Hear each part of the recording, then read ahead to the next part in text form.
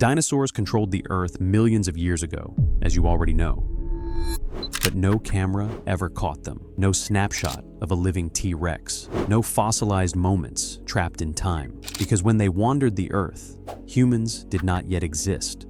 Then, in the 1800s, the camera was invented, and for the first time in history, humans could permanently capture a moment.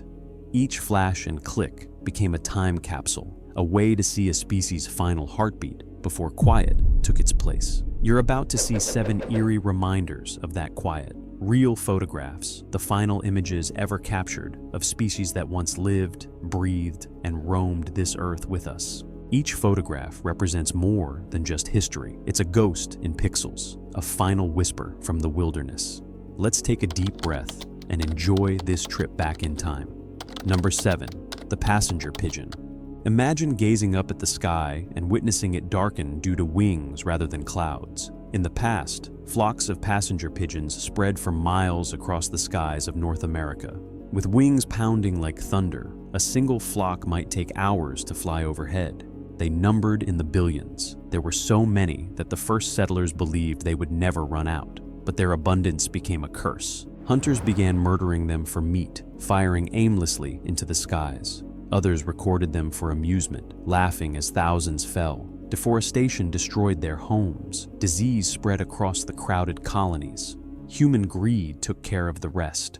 In 1914, only one remained, a lone female named Martha who lived at Cincinnati Zoo. When she died, the species disappeared. Martha was in her dying days, with slightly ruffled feathers and distant eyes. The bird that once decorated the heavens is now reduced to a single quiet bird in a cage. Humans watched, took photos, and then moved on. Number 6, the Caribbean monk seal. The only seal that was indigenous to the warm waters of the Gulf of Mexico was the Caribbean monk seal. Sleek, gray, and inquisitive, they congregated in groups of 30, enjoying the intense heat on isolated sandbanks. On land, they were soft but slow. They traveled in herds like underwater families, mothers nursing pups on the beaches, males diving for fish, their glossy coats glimmering like wet bronze. They had no reason to fear humans, and that trust doomed them. When European explorers arrived, they found the seals resting peacefully on remote islands.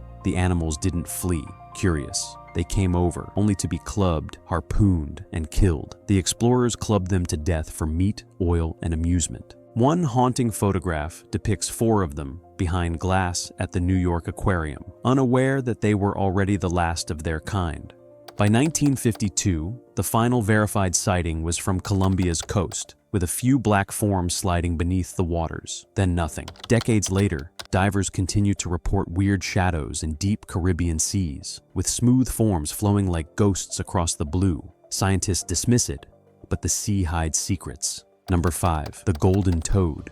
The golden toad was nature's spark, little as a thumb and bright as fire. These glowing creatures, which could only be found in a little cloud forest in Costa Rica, were spread across the jungle floor like drips of molten gold. Hundreds of toads emerged from underground tunnels each year during the mating season, congregating around pools filled with rain. The woodland would glow orange. That rhythm persisted for years until it stopped. Scientists counted more than 200 golden toads in good health in 1987. There were just 10 left by the next year. In 1989, a lone male emerged, standing by himself, waiting for a mate who would never show up. Their extinction was brought about by 2 forces. First, their breeding ponds were first dried up by a severe drought. Then, chytridiomycosis, a fatal fungus, swept over the rainforest. It steadily choked them from the inside out by thickening their skin. Unaware that they were posing for extinction, they are shown in full glory in the final photograph ever shot, gathered around a tiny puddle.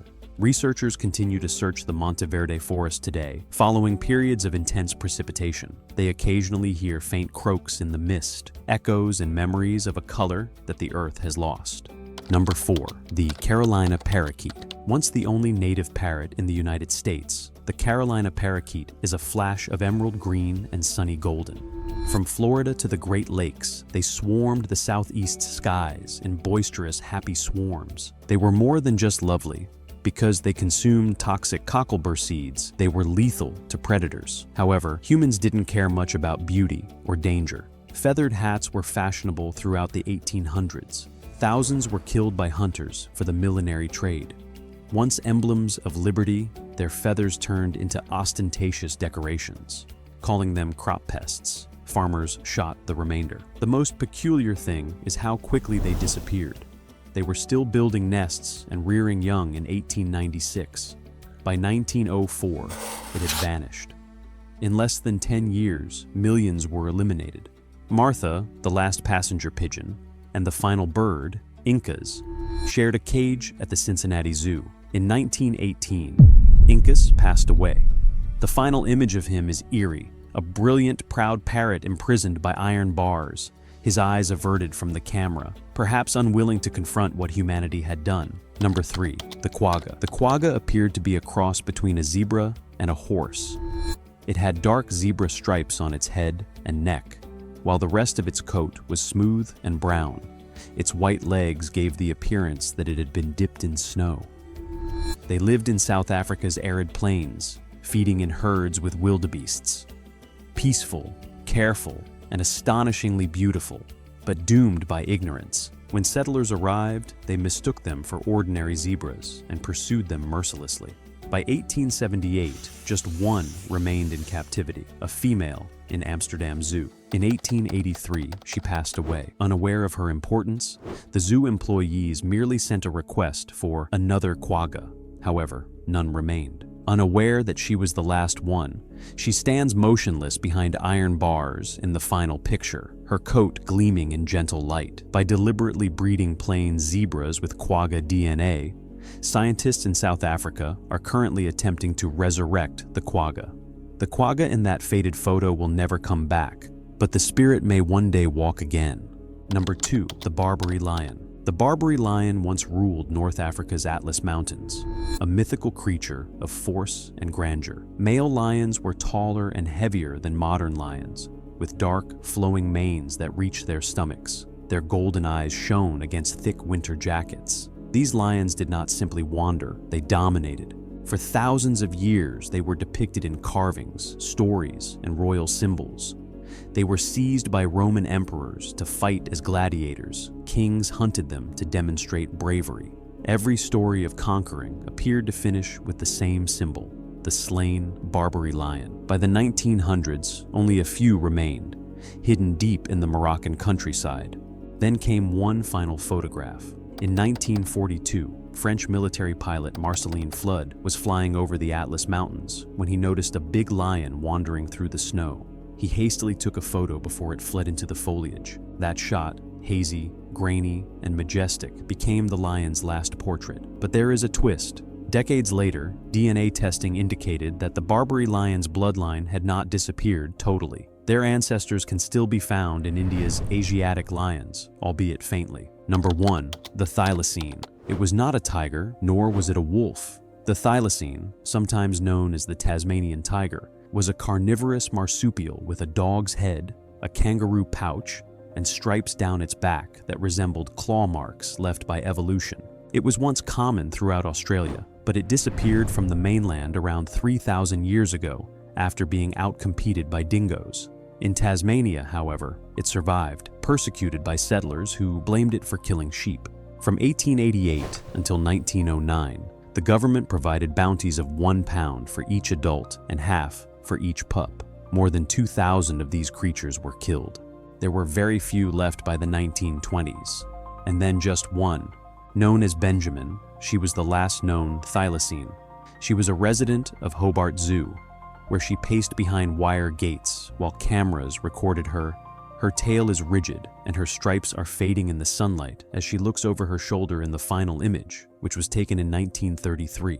She passed away 3 years later, in 1936, after being shut out of her shelter on a bitterly cold night. It wasn't until morning that anyone noticed. All that's left is that picture and a few seconds of footage. However, rumors continue. Tasmanian farmers continue to report seeing shadowy, striped beings running through the trees. Tracks, hair tufts, and even unexplainable DNA evidence have been discovered by scientists.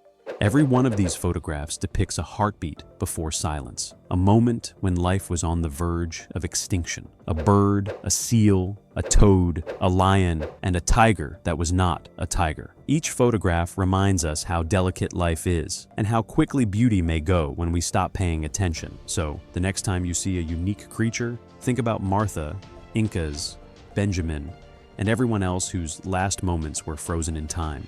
Which of these last photographs disturbs you the most? Do you suppose any of these animals are still hiding in the wild?